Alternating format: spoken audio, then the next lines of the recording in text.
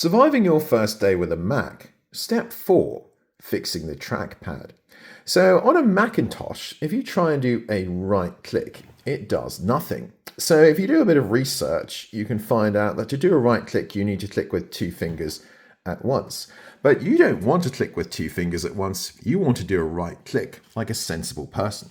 So fortunately, we can change that. If we go to the Apple and go to System Settings and go down to Trackpad, which is here, we can change the value for secondary click to click bottom right corner. So once we change that, now we can do a right click like this. Now they are quite generous with this. From sort of this part of the trackpad over, that counts as a right click. So that's kind of neat. But unfortunately now the 2 fingers for right click has been disabled. We can't have both at once because Mac.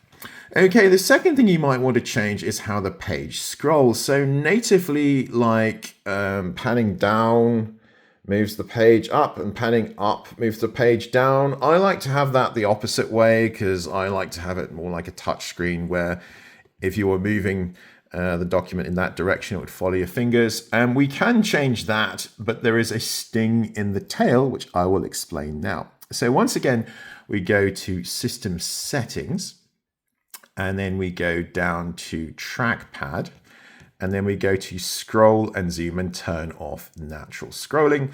And now it will scroll the opposite direction, the way you want.